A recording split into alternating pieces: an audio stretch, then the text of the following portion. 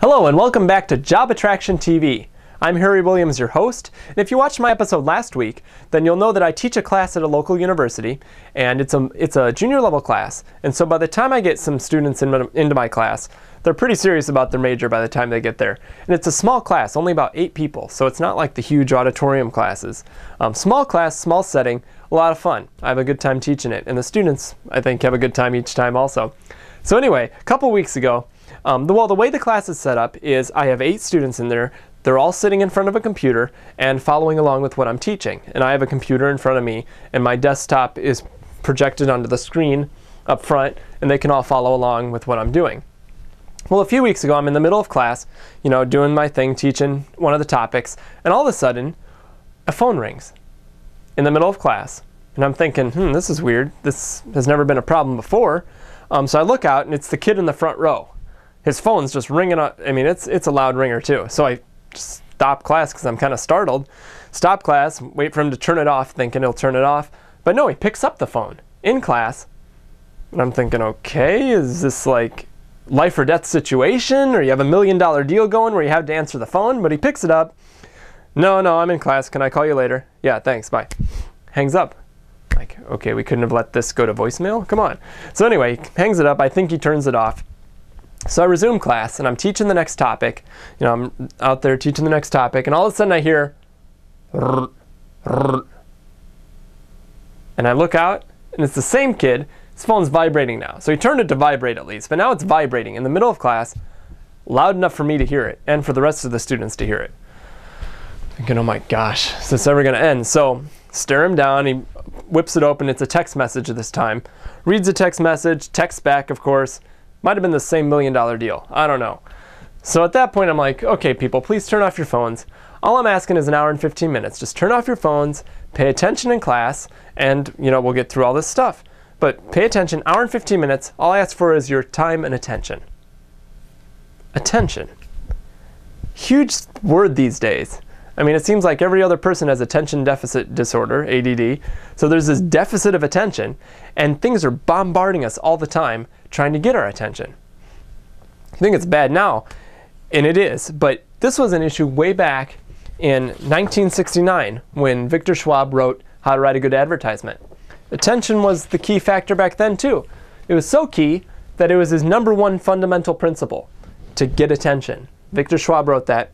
How to write a good advertisement, fundamental principle #1, get attention. And this is a big thing. Most people think that we live in the information age, which we do.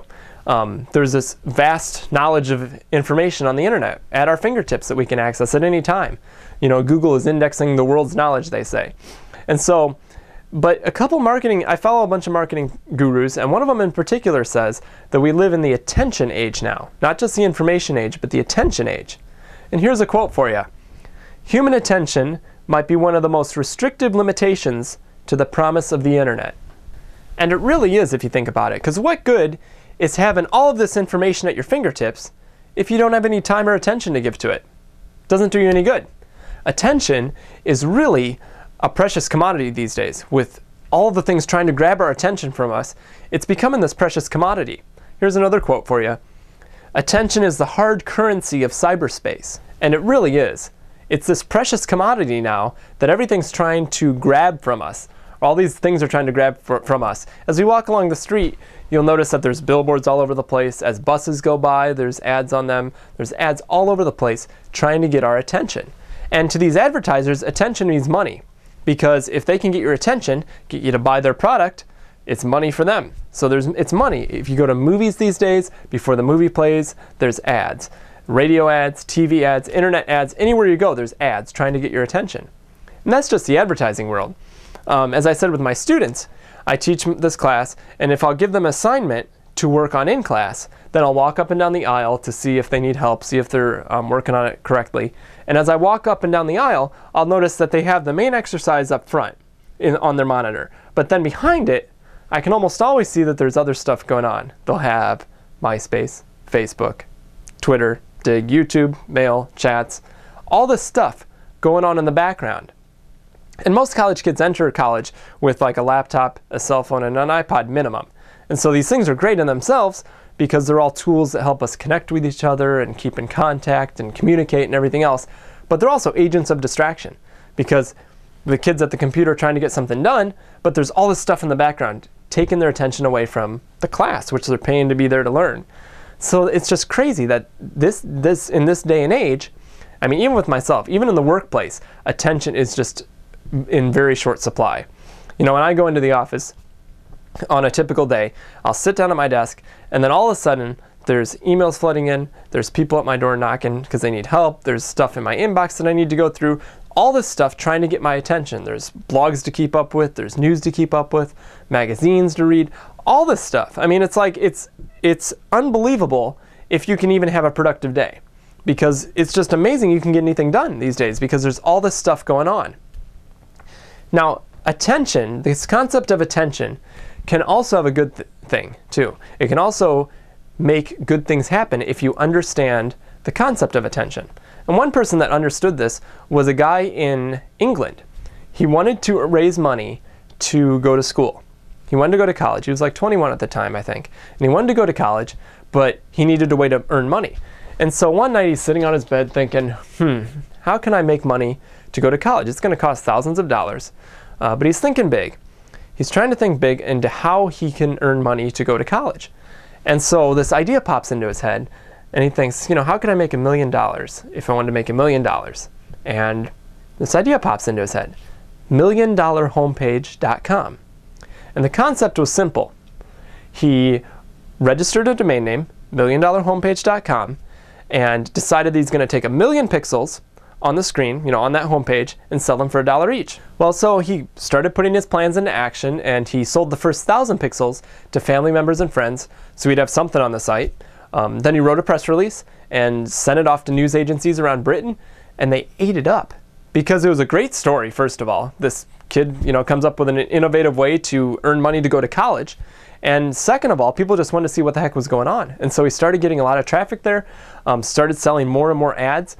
People in blogs and chats started picking this up. It was a great idea. I mean, this was the newest thing. And so they kept coming out to the site, visiting it. Sort of was cyclical. It sort of fueled itself because the more people that came out, the more attention he got, the more advertisers he got because they wanted a piece of the action. And so it got to the point where it hit all the other countries. You know, it was big in the US for a while. And he sold out except for 1,000 pixels. The last 1,000 pixels on the site, he actually auctioned off to eBay for $38,000 because there was such a high demand for this thing. And so you could still visit the site, milliondollarhomepage.com. You could still see a part of internet history, as he called it. But it's a really cool idea that by leveraging attention, he was able to sell and make $1 million. Because if you think about it, it's just a site with advertising. Why would anybody go there? But by leveraging attention, it was worth money to this guy. And it can be worth money to you too. How does this apply to you as a job hunter? Well, it's everything, because it should be the core of anything you're doing as a job hunter. You need to be focusing on attention in anything that you do, anything that you write. You need to be getting attention.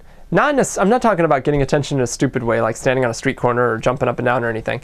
I'm talking about getting attention in a good way, because according to statistics, I believe there's over 2 million people graduating every year. 2 million new graduates entering the workforce. Competition for you. If you're graduating next year, there's your competition, 2 million people. Plus unemployment rates are rising in this economy that we're in and everything. People getting laid off from jobs. There's a huge unemployed force out there too that are desperately trying to get jobs also. They're your competition.